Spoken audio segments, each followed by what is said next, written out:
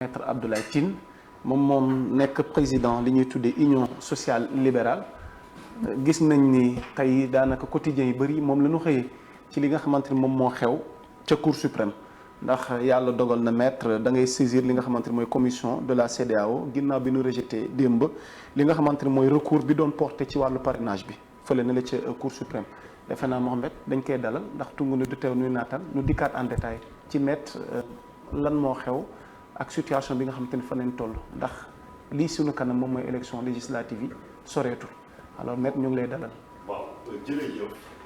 maa ngi lay fay di la sant di leen gërëm ci dalal bi di nuyu aussi ñi nga seqal plateau bi di nuyu seen internet yi nga xam ne ñu leen di suivre à travers le Sénégal et la diaspora. lu xew Sénégal yëpp.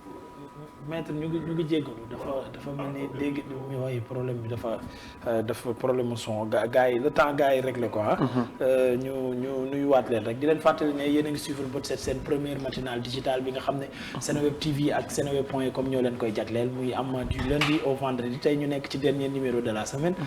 dalal ki nga xamante ne nii moom mooy maître Tine war a waxtaane li nga xam ne moom mooy parrainage bi cour suprême conseil constitutionnel général lépp ci biir lépp lu aju wàllu yoon ñeel ay élection dinañ ci ànd ak moom waxtaan ci bu baax waaw coow li bëri na surtout moom depuis sortie bi mu def fi ñu jëm élection législative yi waaw coow li bëri na report dina am report du am opposition bi voilà donc yooyu yëpp kañ da ngay gis ne ba 31 juillet dañuy am wax waaw fii ba 31 juillet bu rombee gars yi commentaire dañ koo sàcc ko jaar na yoonam jaarul yoonam ñii naan dóor naa ko ba muy bëgg a dee ñii naan gañewul maa gañe ñii naan grande ville yi rek lañ jël ñun ñoo jël la ca des yooyu yëpp day nekkaat coow ba léegi ma bàyyi maître rek mu daal di continuer ci tontu bi mu doon tontu première laaj bi. waaw je pense que sama nuyoo bi jàll na donc tontu laaj bu njëkk bi maanaam li xew comme ni ma ko waxee yéen ñëpp yéen a ci teg seen bët mais aussi yéen dégg ngeen lu xew cour suprême dañu demoon di sàkku ñu dakkal arrêté bi nga xam ne moom la ministre de l'intérieur jël pour tekkalaat parrainage fii ci Sénégal ci ginnaaw ba ñu ko tegee ci suuf ci élection locale yi loolu fi ñu sukkandiku woon du fenn fudul dogal bi nga xam ne ëttu attekaay bii di cour de justice de la CEDEAO moom la génnee le 28 avril 2021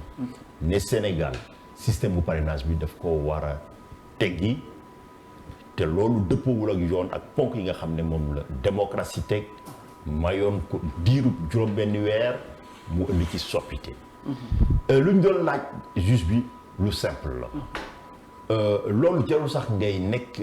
docteur en droit wala ngay nekk juriste pour xam ko dañu ko ne est-ce que tey ministre de l'intérieur au Sénégal yoon nu ñu ko jàngee ak technique du droit nu muy doxee may na ko mu jël benn arrêté bi nga xam ne day salfaañe décision cour de justice de la CEDEAO ak engagement internationaux au Sénégal ñu doon xaar nag mu àddu ci àddu bu leer parce que mbir dafa yomboon mais daanaka dama gis ne dafa diisoon ci ñoom maanaam décision ba sax ba ñu rendre ñoom ci seen bopp xamuñu nu ñu ko rendre parce que tout simplement dañu daw làqu ci conseil constitutionnel ne conseil constitutionnel comme daganal na mbirum parrainage teg leen ci suuf nañu bàyyi noonu donc répondre luñ ci or yoon cëslaayam moom mooy lan donc juge bi boo ko posé question daf la war a tontu mais danoo daw laaj bi nag damay comprendre seen gêne parce que nu journalisme amee ay ponk ak ay règles ay techniques maanaam cadreur bu ma jàkkaarloo dafa am lu mu jàng am ay règles loolu le droit aussi laloo et que yow boo nekkee juriste sa ngor du la may ngay wax yenn yi wala nga koy bind parce que xam ne mënta nekk xanaa rek nga noppi bi nag noppi bu wax lépp la maanaam am na ki nga xam ne moo jiite réew mi. mu mel nii il y a des non-dits parce que yaa ngi koy wax ci say biir kàddu ils ont tout dit sauf le droit maintenant lan moo nekkoon le droit dans cette situation. mais dans cette situation le droit moom mooy. tey man mii di wax ak yow carte d'identité CEDEAO laa yor pour ma génn réew mi passeport CEDEAO lay présenté carte d'identité nationale amatul nationale dindi nañ ko CEDEAO donc loolooy moo lay wane ne dëddu nañu souveraineté nationale bokk ci kuréelu souveraineté communautaire donc mbir mi tey ëttu attekaay bi bu daane leen dogal ñëpp a ci war a tëggu lu koy firnaal tey mooy sawaay mais moom moo jiitu ci taabal bi ne ña nga xam ne dañoo violer protocole bu CEDEAO bi Mali jël nguur gi ci anam bi nga xam ne nekkul ay élection dañuy teg ay daan ci seen doon gars yi topp leen mu delluwaat ñu ne ko Guinée am na mu gaawantu dem toog waxaat mbir mi mais moom ëttu attekaay waxuma sax ay njort mais ëttu attekaay mu bind noir sur blanc que yow da nga xëtt yoon da nga jalgati ponk ak charte yi may naa la juróom benni weer dànkaafu naa la pour nga soppi ko mu lànk ba carré ne du ko def donc tey moom dafa rejoindre club bu ña nga xam ne ñoo xëtt yoon protocole bi bu ñu leen di lim ci histoire dañ ko war a lim moom tey atem ak atte putschistes yi Mali wala Guinée ñoo yom code parce que foofu laay jeexalee lu protocole bi wax dafa leer atteinte à la démocratie par tout procédé yaa ngi may dégg ñu ngi lay dégg atteinte à la démocratie par tout procédé tout moom mooy lépp mën na nekk coup d'état militaire mën na nekk coup d'état constitutionnel législatif ou réglementaire donc tey pour wax pour tënk mën nañ jàpp ni Sénégal day dund situation bi nga xam ne c'est comparable. ndax teg nga ko ci sax ne nga la démocratie n'existe plus au Sénégal. amatul parce que rupture de la démocratie la maanaam boo demee ba xëtt protocole boobu. parce que protocole boobu du traité kese. c'est-à-dire état yi ci seen bopp dañu jël engagement que principe ya fa nekk. ils ont une valeur constitutionnelle commune aux 15 états. maanaam lépp lu ci ëttu attekaay bi atte. ba mu daanu mbirum parrainage bi nekkul pour Sénégal kese 15 états yëpp dañ ci war a tënku tey sa waay ñëw juridiction mais mbir mi comme ni ma wax bettu ma ñaara ci tey xel bu ci njëkk moom mooy référé liberté la maanaam li nga xam ne yoon dafa ne dañ ko war a atte ci ñaari fan ñu atte ko ci jirum ñaari weer c'était pas la première fois ñuy dem ci ëttu attekaay boobu ba Covid amee ñu ne ku faatu bitim réew dootuñu indi sa néew fii ci Sénégal ñun dañu demoon seeti ëttu attekaay boobu mais ci ñaari fan yi la ñu woo recours bu ma dugal moom la Yewwi Askan bi dugal avant marche bi ci même modalité bi ci ëllëg sa lañ leen woo mais comme nu ma la wax rek biir bi daal diisoon ci ñoom. mu mel ni bu leen arrangé wul dañuy def li nga xamante ni moom moo bu leen arrangé wul dañuy def lu wuuteeg li nga xamante ni moom mooy le droit. mu mel ni bu fekkee dañu nekk ci situation goo xam ne arrangé na leen dañuy def lu wuuteeg li nga xamante ni moom la droit sant ba tax na tey jii nii yow da nga leen traîner devant li nga xamante ni traîner nga leen ci commission CEDEAO pour que ñu teg ay sanctions ci ndoddu Sénégal. waaw loolu mooy suite logique bi parce que sanctions yi mënoon nañ ko demander. Depuis le 28 octobre. mais ndax dinañ ko appliquer fa la problème bi nekk ndax boobu ba tey on parle tout le temps de sanctions contre un État mais da ngay gis ni finalement que de poisson la mbir yi di mujj. non sanctions yi. ñaara ci mën a am. comme lu ma wax du moment où man saisir na commission CEDEAO bi président bi il a l'obligation soumettre suñu plainte ak suñu dénonciation à l'État du Sénégal yoon moo ko tënk lépp ponk ak sart yi dafa leer. 30 jours la ñu am ñoom État du Sénégal. pour def seeni observation maa ngi néggandiku di xaar lan la ñuy indi lay ndax di nga ci am rafet njort non ci décision boo xamante mais après bu ñu paree bu président commission bi paree da koy transmettre à la conférence des chefs d'État et de gouvernement ak lu ci mënti am ñaari mbir a mën a am soit da ciy sukkandiku ñu ne demandé wuñu ñu sanctionner Sénégal pour pénaliser peuple bi ay sanctions ciblées contre les dirigeants étatiques du Sénégal ñi nga xam ne ils ont rompu la démocratie léegi ñaari ci mën a am comme ni ma ko doon waxee soit dañuy sanctionner dirigeants étatiques au Sénégal yi wala ñu bañ leen a sanctionner mais bu CEDEAO c'est-à-dire conférence des chefs d'État bi bañee sanctionner man danaa dugalaat recours attaqué ko ci ëttu attekaay cour communautaire ba nga xam ne moo jox. ndax du trop tard te danañ leen ko ndax du trop tard bu boobaa parce que 31 juillet soreetul. bu ñu dellusee ci contexte électoral bi mel na ni mën nañoo jàpp ni report élection yi mënutul am. ndax li nga xamante ni moom la cour suprême délibéré mën nañu jàpp ni fi mu ne ni report mënut am. est-ce que finalement di nga am gain de cause. déjà damay leeral ñaari mbir. ok ñu ngi lay déglu. bu ci njëkk moom mooy. ñaari recours laa dugaloon. maanaam pour ñu dakkal suspension. ak annulation démb premier recours bi la cour suprême jugé donc béy moyegul mbuus benn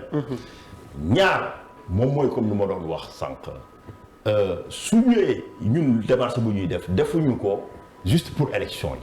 yi ñun dañu xeex démocratie ak état de droit Macky Sall ba muy xeex ci ñu bokkoon ci combat bi ci la ñu ngi woon foofu ba mu jëlee nguur ji xaaruñu woon ci moom dara man ci gannaaw porté naa pendant plus de 5 ans combat ak Assane Dioma Ndiaye combat wu collectif des victimes des violences électorales policiers ya nga xam ne ñoo faatoon Mamadou Diop topp naa leen ci yoon ba ñu condamné leen première instance ñu def appel ñu condamné waat leen état du Sénégal topp naa ko ci yoon ñu condamné ko à payer des dommages et intérêts donc loolu dañ doon waslu ak def lu ñuy def lu ñu doon def defuñu ko parce que dañu am problème ak Mademba wala Masamba mais dañ ko doon def pour renforcer démocratie dañ ko doon def aussi pour que fii ci Sénégal réewum Sénégal suba quel que soit degré wu dëkk nu mu yëngoo yow journaliste kenn du ñëw di la mettital yow manifestant kenn du la boom parce que tout simplement dañu bëgg ñu ngi koy dund de contexte actuel bi mel na ni metti ñu ngi koy dund ndax bu ñu ramener mbir yi ci contexte gi ñuy waxee fi mu ne nii fan yi nu génn gis nga ni il y a eu des manifestations accordé nañ ko encadré ko dara xewul waaye 17 juin mu mel nii xew na loo xamante ni mujj na indi ay ci ay dégâts collatéraux waaye tamit ñetti bakkan faatu nañ ca ndax mën nanoo jàpp ni loolu ngeen doon xeex ba tey mi ngi wéy di am ci réew Sénégal te sax ñu ngi demaat maanaam ci yeneen manifestation mooy li ma la doon wax voilà c'est-à-dire loolu damay faral di wax que alternance ak Macky Sall non seulement c'est un espoir déçu mais c'est une promesse trahie maanaam yaakaar bu tas la mais dige bi nga xam ne respecté wu ko la. lan moo sabab loolu ci sa xalaat. mais lu ko sabab du lenn lu dul nguur rek. parce que Mamadou Diop dafa daanu place de l'Obélisque moom dafa demoon wuyu si parce que dafa gëmoon dëggutewu message yi nga xam ne leaderu M23 bi ak ñoom Macky Sall kii ñooñam moom lañ doon woote. mooy lan défendre constitution wu Sénégal mais aussi bañ ñetteeli mandat. maanaam tey waroon na jommal boppam taxaw jàkkaarloog sénégalais yi dinaan day dellu ginnaaw parce que du rek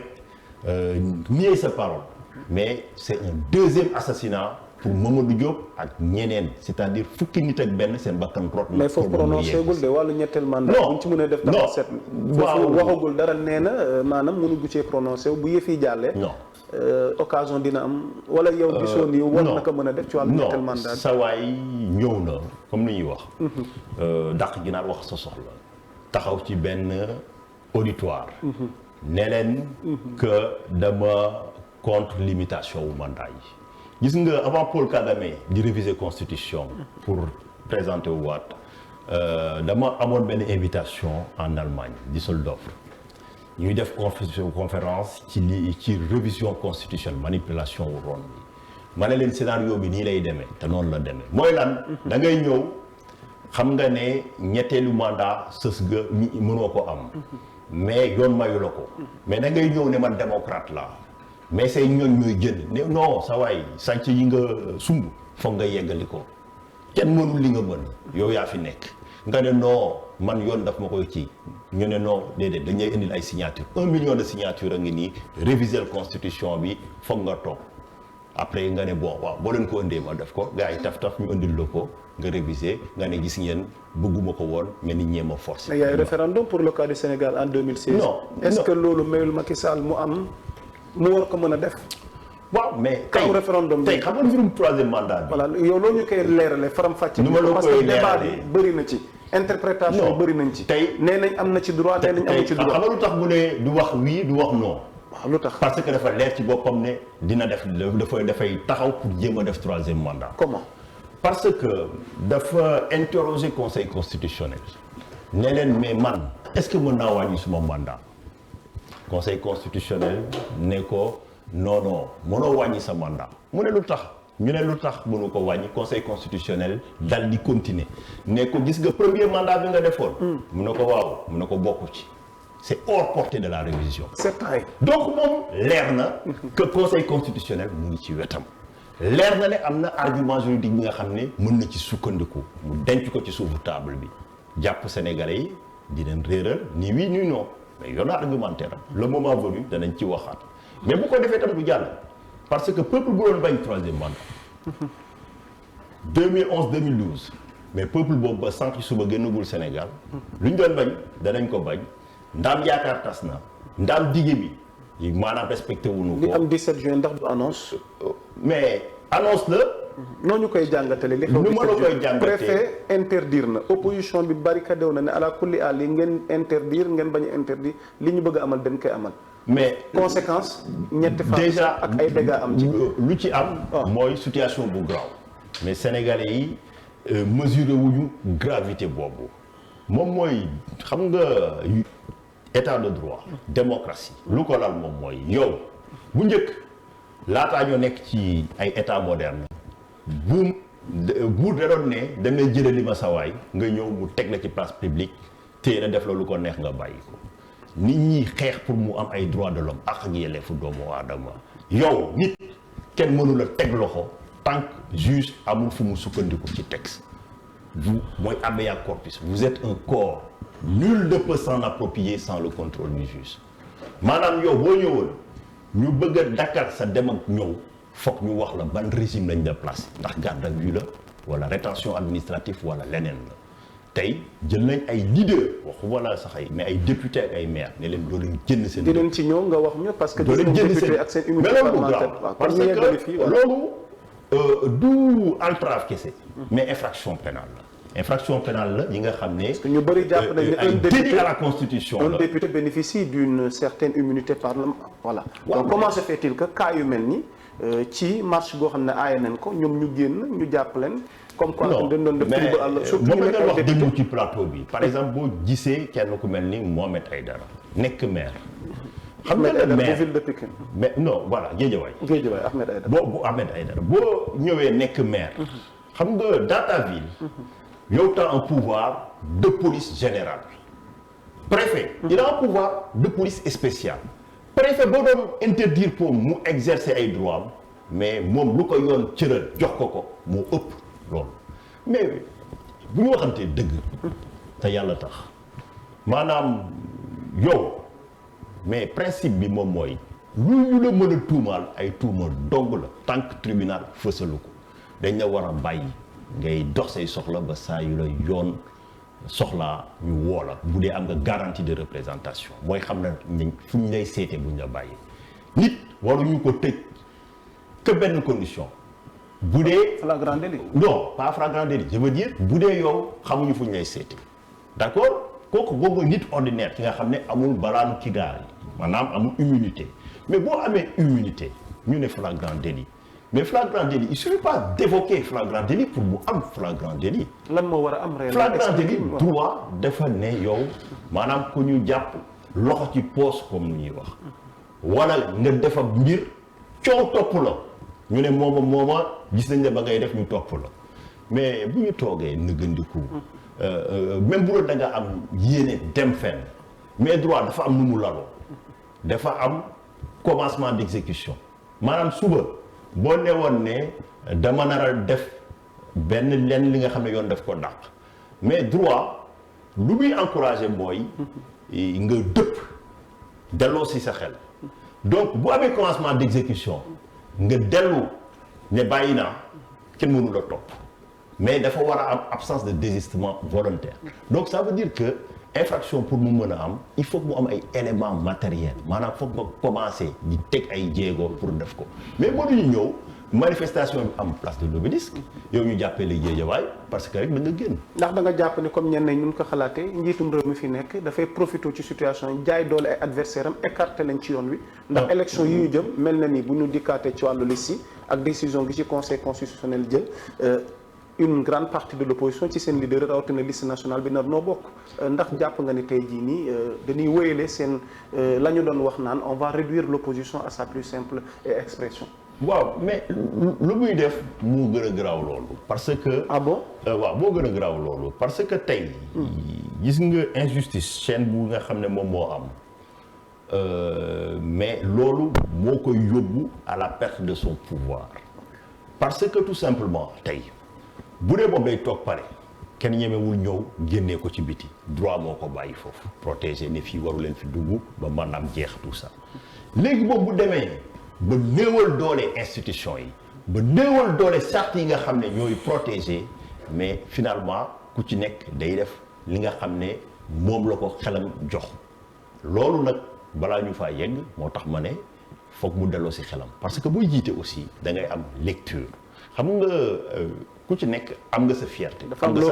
am loo ko bëgg a conseil loo ko bëgg a fàttali. li ma koy conseil mooy mu delloo si xelam. delloo si xelam ndax jàppul ni moom ci yoon am na ñi nga xam ne ñoo ko gënoon doon dictateur. gis ngeen ko Sidiya Bayo ba muy xeex ak Yaya Jammeh maa nekkoon avocat ak Assane Dioma Dia bi mu ko téye fii ne dafa jéemoon renverser. donc Yaya Jammeh gisoon ngeen ko foofu ba ñu jógee foofu jaay doole bi Yaya Jammeh ba mu demee ba sës rek ñi dictateur yi réflexe boobu la réflexe de survie la bu ñu demee ba janaxe maanaam dañuy jéem a intimider maanaam bu xupp nit ñi pour ñeneen ñi ragal jël député dugal tëj mais loolu boo ko defee moom mooy yaa ngi gën a aggraver situation bi parce que bañ ko defee Solo Sandeng nekkoon na avocat Solo Sandeng famille Solo Sandeng ñoom ñoo njëkk a génn wàcc ne Yaya Jammeh dakk na dictateur lenn moo koy may doole. mooy Macky Sall ndax mën nañu jàpp ne il est un dictateur. lu muy def dictature la dictature la. c'est pas trop dit. non c'est pas trop dit lu muy def dictature la jël leader chef de parti politique ne ko doo génn sa kër. ba sànq ci suba kenn mënu la wax ban texte de loi la ñuy sukkandiku ñu ne ay ordre la loolu amul beneen tur bu nekkul dictature. mais ana donc sunu juridiction yi fi nekk yoon wi nekk ci Sénégal. dañoo ndax war na mën a seetaan ak njiitum réew. muy doxalee li nu mel bu fekkee yéen ñi nga xamante ne tey yéen a sekk wàllu yoon am lu ngeen ci xam parce que y a confusion des fois. kuréel yi nga xamante ni yéen ñii seen xam-xam màcc ci wàll woowu noonu tout le temps da ngeen di diviser wu tantôt ñi nekk ci camp pouvoir bi di ko dooleel di indi ay textes. di ko layal yéen ngeen di weddi tamit indi les mêmes textes tamit di teggi li nga xamante ni moom lay doxalee léegi peuple bi mu mel nii dañ leen xaw a jël en otage ñu nekk ci diggante bi ñun comprendre ñu parce que xëy na suñu xam-xam màccul ci mbir mi. waaw comme ni mu ko doon waxee suma benn co-débatteur démb maanaam bu ñu ñëwee te dañuy firi alxuraan. ku ci nekk di mën na joxe interprétation mais amul kenn ku mën a taxaw weddi ne yàlla amul bu dee jullit la yàlla am na weddi ko plutôt ne yàlla amul wala ne Mohamed du envoyé de Dieu bu nekkee ci bu ko defee ñu génne ko ci communauté bi donc divergence yi ay yenn point la mais valeur intrinsèque yi yooyu du changer texte législatif noonu la tey fii jarul ngay nekk juriste pour xam ne kenn amul sañ-sañ ne nit doo bouger sans ñu jox la motif lu tax ñu opposé la loolu amul werante donc yooyu yëpp dafa leer moo tax ma jàppale ñoom lu ñuy def dictature ak intimidation.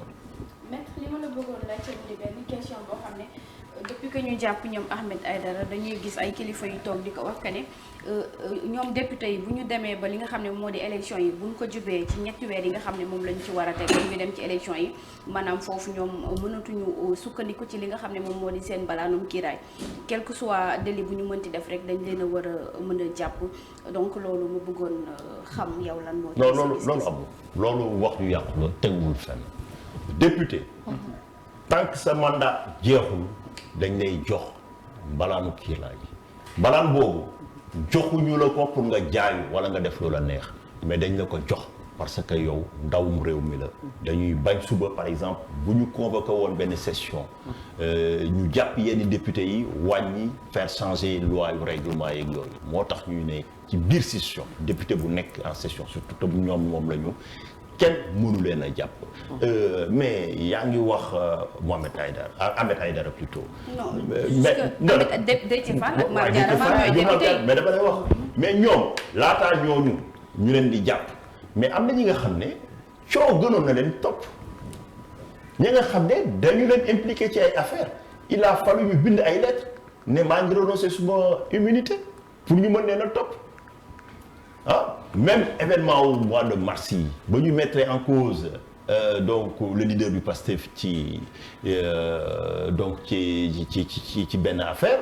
mais foofu la coow gënoon a bëri mais il a fallu ñu respecter procédure immunité bi donc comme la leen wax rek c'est-à-dire dañu jékki-jékki mais tout le temps damay ni dañuy gis ni am ay ñenn ci askan wi seen bakkan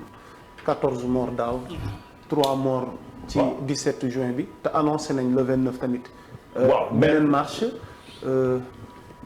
noo jàngatee yile situation ñu ngi wax tamit wàllu report élection législative yi parce que dañu jàpp ne opposition bi boo wotul bu dee logique bii lañ nar a suivre parce que seen leader yi ci liste nationale bi écarté nañ leen kon ñoom jàpp nañ ni duñu bokk te boobaa ndax dañuy reporté wala duñu reporté waaye mel na ni coalition du pouvoir benn bokk yaakaar ñoom téye nañ fa ñu téye ne dara mun leen a téye maanaam reporté loo élection li nga xamante ni moom mooy élection ndax boobaa opposition bu seetaane loolu ndax ñoom duñu perte. pouvoir bi téye na fu mu téye mais téyewul ci dara parce que amul ci slide ci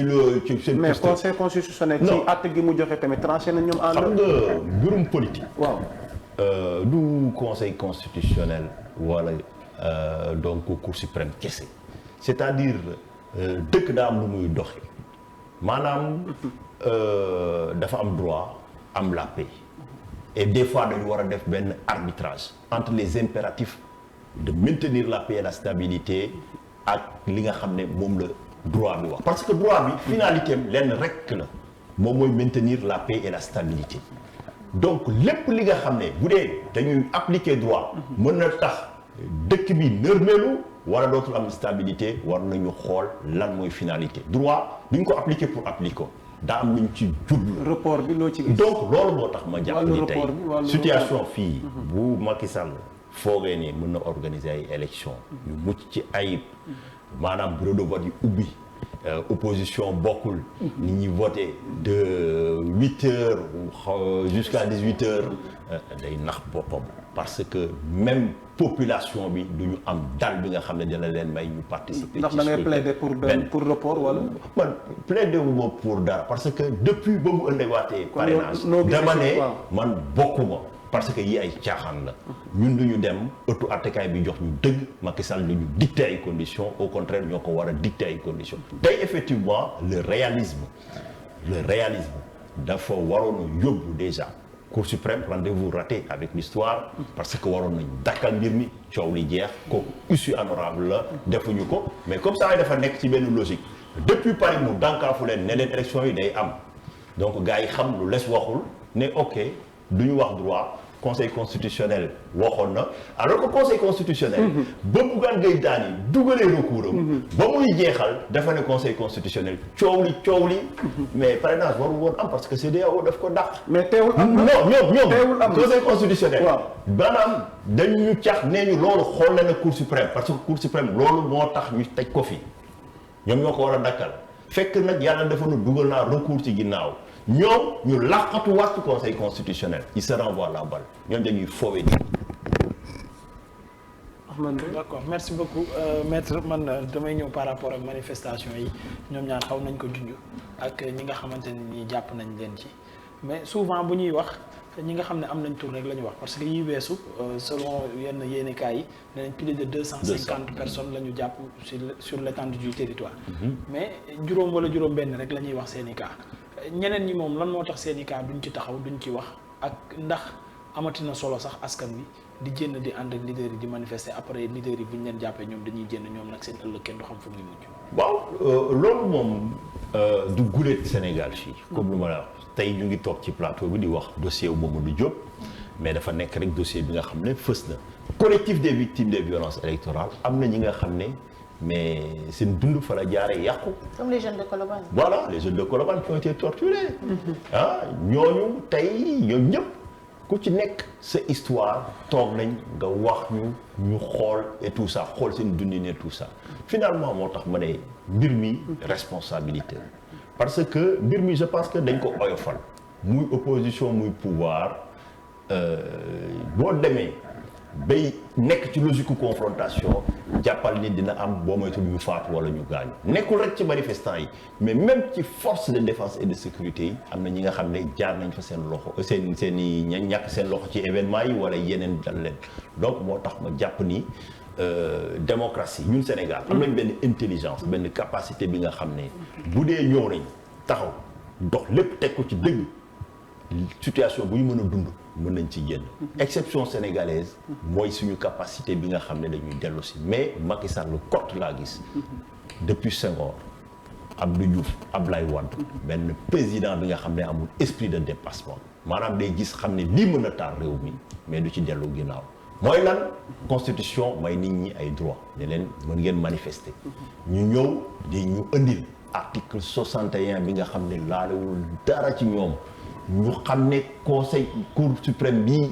ci boppam bi nga xam ne moom lañ ñu moom moo di coow yi tey moo lëmbe dëkk bi ñoom ci seen bopp nee nañ que droit de manifester constitution moo ko garantir et que mënuñu ko tere budul dafa am benn motif. mais préfet wax na ay motif am boo liiree arrêté bi préfet wax na ay motif am. non benn motif la wax ci ñaari. trouble à l'ordre public. non mais propagande bi dañ koy bañ ci fay. depuis affaire Ablaye Bathily Ablaye Wade ak ñooñu. moom Cour suprême tous les jours da koy wax. ñun ñu koy jàngale ci université di koy jàngal étudiants yi foo ñaari conditions yi am. mooy lan. moom mooy lan mooy comme lu ma la wax rek. c'est-à-dire risque trouble à l'ordre public. mais moom la ñu wax mais dama wax non nekkul wax. waaw c'est-à-dire da nga ko war a caractériser. nekkul rek nga ne lii am lii dafa nar a am. fii moom ku ci nekk ci kenn xamul sax bu ñu génnee ci plateau dan moo ñu mën a. loolu nekk mën nga ko jox mais dafa maanaam daf leen war a wóor. dafa war a am ay éléments yi nga xam ne ci la ñu sukkandiku ñu teg ko. c'est comme li ma doon wax ci li ma doon wax pour kii campagne déguisée. ma ne baatu déguisé bi moo ma ciy dérange. loolu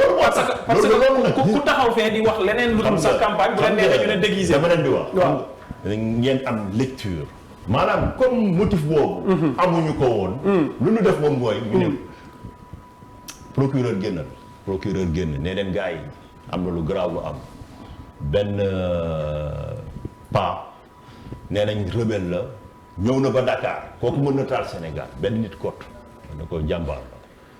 la ñu ne léegi nag voilà li leen leen doon wax donc am na ñu mën a taal mais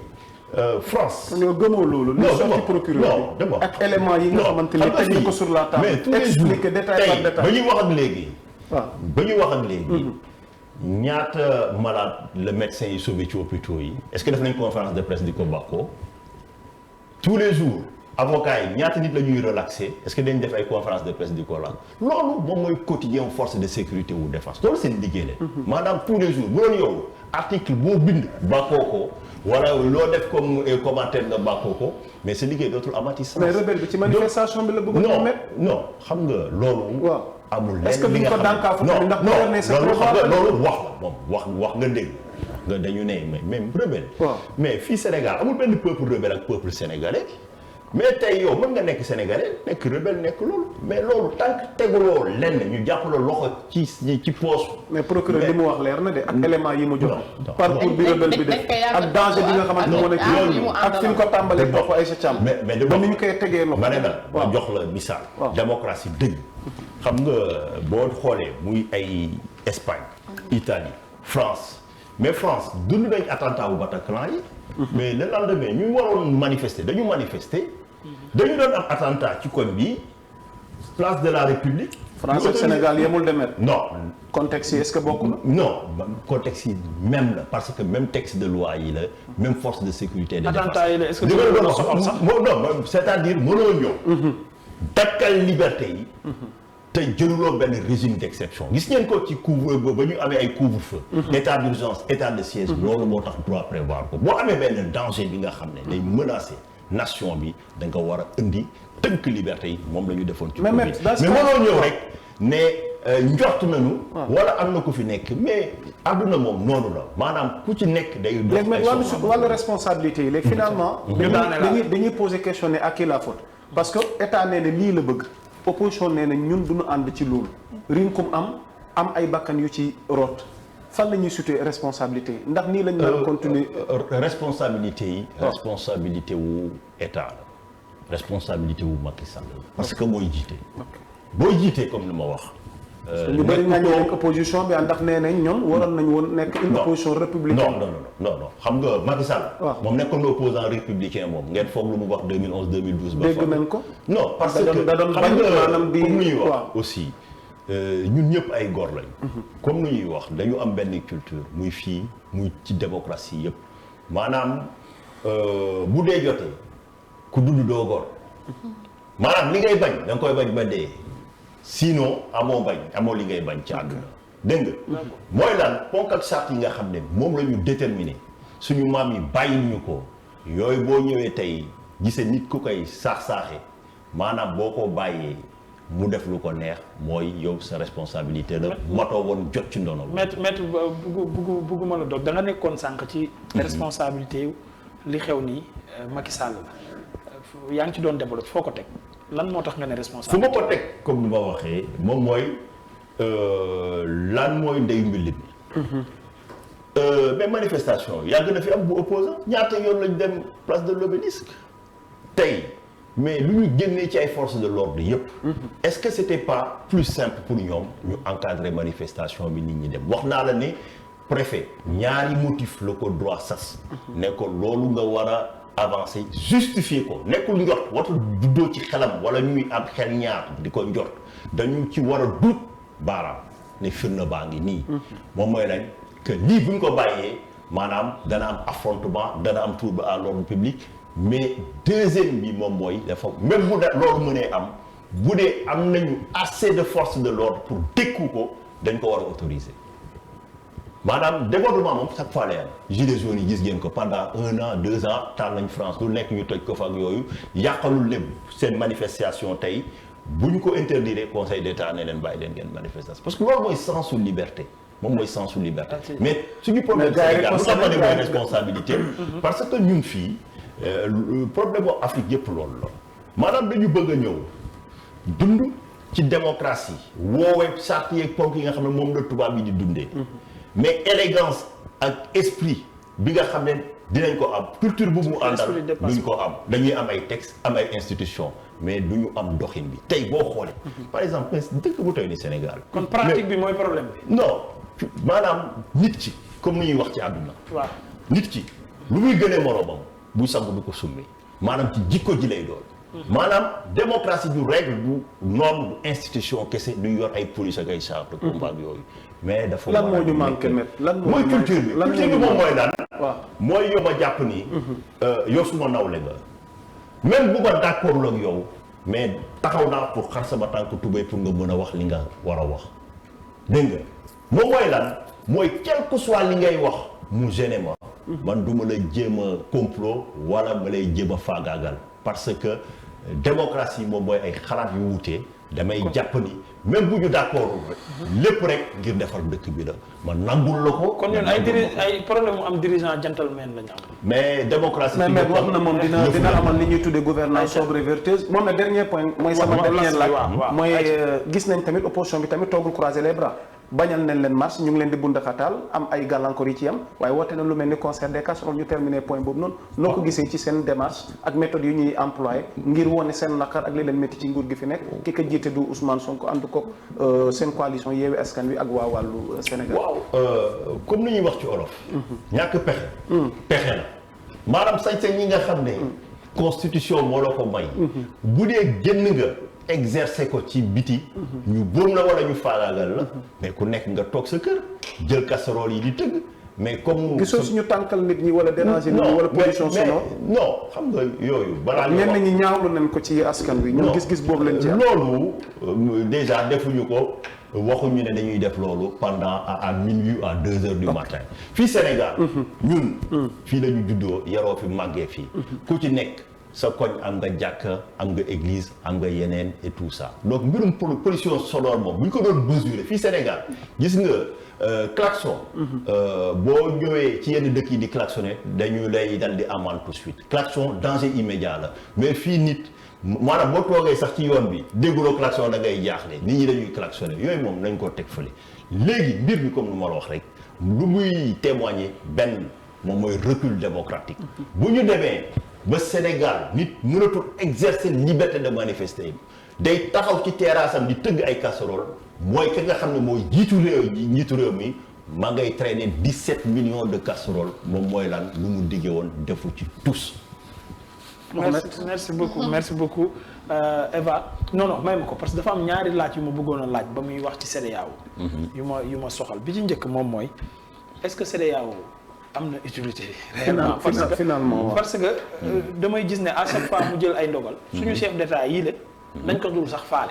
est-ce que soxloom tax na koo demee noonu ci wàllu ndogal yi mu jël parce que boo xoolee kaawu Khalifa Sall kaawu Karim Wade ak yeneen cas yoo xam ne parrainage bi ñaata yoon la CEDEAO wax ne d'accord ci mais suñu chef d'État yi dañuy continuer di def yaama neex est-ce que kon utilité am na solo du mujj fenn ku ci nekk xam nga surtout du mujj fenn bi moo ci gën a métti dafa am affaire ak affaire benn moom mooy mbirum ñi nga tudd ñoom Karim Wade Khalifa Sall mais ñoom topp ñu mbir mi ba fu ñu ko waroon topp Khalifa Sall peut-être même jot naa ci waxtaan ak moom moo décidé woon bàyyi mbir mi noonu. ah bon non mais je veux dire bañ a topp état wu Sénégal c'est-à-dire baal ko bokk. jéggal leen ak liñ ko def yëpp. non waaw parce que moom foofu la xolam yem. dañ koy respecté Karim Wade. kon moom amoon na possibilité poursuivre état Sénégal xam nga Khalifa Sall ay Karim Wade ñoom. daa may condamnation pécuniaire yi nga xam ne moom la ñu ne dañ leen ko war a jox ndàmpaay bu ñu décidé woon exécuter ko soit état du Sénégal da koy respecter wala am na ay procédures de contrainte yi nga xam ne mën nañ ko def contre état du Sénégal mais comme lu ma wax ba affaire bi amee arrêt CEDEAO bi dama ne Sénégalais yi que mbir mi du mujjee comme ñeneen yi man danaa ko topp dana jël temps bu mu war a jël mais danañ ko topp mbirum policiers yi nga xam ne ñoo faatoon Mamadou Diop ak ñeneen topp daa ko mais pendant juróomi at day jël temps mais dana yegg fu mu war a yegg mbir mii ci boppam comme ni ma ko waxee ñoom bu ñu ko toppee maanaam am nañ ay moyens on n'est pas démuni par rapport ak loolu parce que bu dee CEDEAO comme ni nga ko waxee lu ko yoon sas defu ko maanaam gis na cour bi ne ko am na ku xëtt ponk ak charte yi bu dee moom jëlul sanction disciplinaire yi mu war a exercer loolu day engager responsabilité administrative am mën nga ko condamner mënoo ko tëj mais dana am ay ndàmpaay yu takku yi nga xam ne dana ko jox képp ki nga xam ne am na lor bu juddoo ci loolu. jërëjëf maître merci beaucoup. Ahmed sa question bi am na solo de bu dee dans ce cas de figure kon Khalifa moom mujj ne nañ bàyyi mbir yi. non loolu la la wax non mais je veux dire. parce que gars yi tout le temps dañu bëgg dellu ci cas entre parenthèse waxuma ne moom moo wax ne. balaa kii damay leer parce que bëggumay wax sax di tudd ay nit et tout ça. moom ci boppam. ba mu ñëwee. dem. waxtaan ak moom waaw ma ne non gañe na mais boobu waxtaan nañ mais ci beneen cadre la woon. mu gañe mu bàyyi mais. non. ak ndàmpaay yi ci waroon am ak liñ ko toppee ak li mu dégg ci benam moom moo nekkoon ci logique que ñoom loolu la gis ngeen ko. mu génn public ba mu baal. Ahmed loolu parce que il regardait ak liñ ko dégg ak li ko nit peut-être loolu la ko xolam may. am na ci nga xam ne mais est-ce que seet na ci ñi ko topp ak ay soppeek ak ay militants. non ak fi dee non parce que dañ ko moom ci boppam loolu la décidé. nit da ngay respecté non xam nga ku ci nekk ak ñu la yàlla bindee ak fi nga toll. mais dans ce cas de figure lan la waroon a def normalement. parce que tam non mais loolu mooy guus man ay avocats ñu ngi fii. peut-être bés bu demee ba changer ami wala mu war ko def dana ko defal ku ci nekk mag bu nekk comme on dit.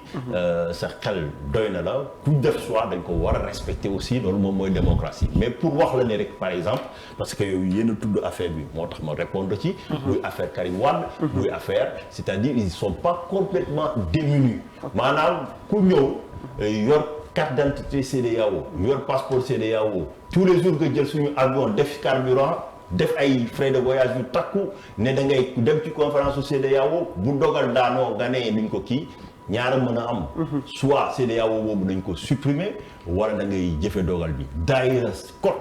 même daayira boo ci duggoon.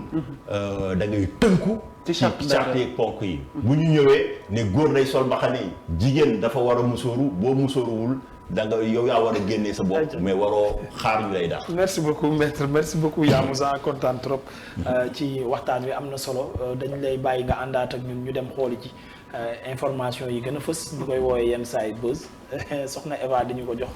Eva lan ak lan la ñuy waxtaanee.